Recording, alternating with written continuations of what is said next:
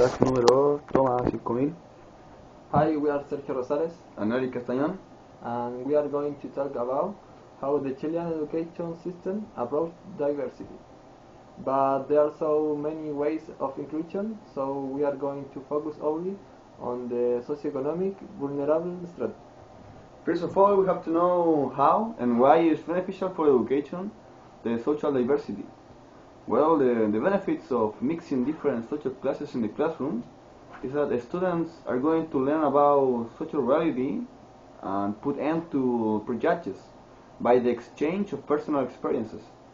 A classroom with diverse perspectives of life and lifestyles develop a higher level of critical thinking because the opinions won't be constructed from ignorance but from knowledge of real people.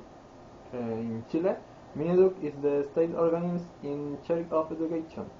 They work according to the law, and the current law is the LG from 2009, and this is that talks about equity and equality of parvularic, basic, and middle education. It talks about fundamental liberties, multicultural diversity, respect, tolerance, and inclusion. Mineduc has their own mission. They say it on the official page. They say that they are working on inclusion, on respect, and diversity, and all those things. But it's like tokenism more than real tolerance or respect. But anyway, they have the law. On this law, the LGE says that according to constitutional rights as well as international treaties ratified by Chile, the law ensures that the following points. The first one is universality and continuing education. It's about that education should be available to everyone throughout life. I mean, in every age you have your right for education. And the second point is quality of education. Education must tend to ensure that all students, regardless of their condition and circumstances, in this case money,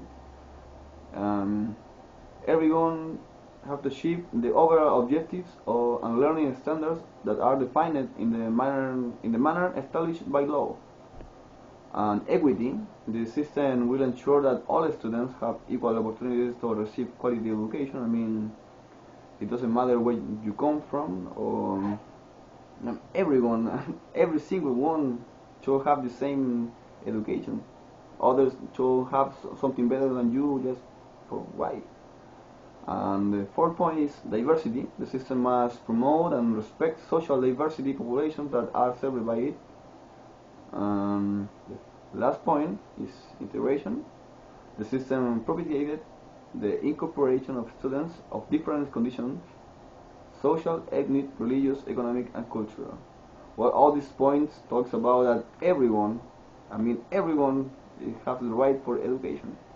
And the fourth point of the fourth article of the law says that the basic education and secondary education are compulsory. So the state must finance a free system to ensure access to them for the entire population. I mean, if the state wants you to do something, they put the money and the resources to you do that thing. But in the reality, we don't see any of this. Education still is mostly private,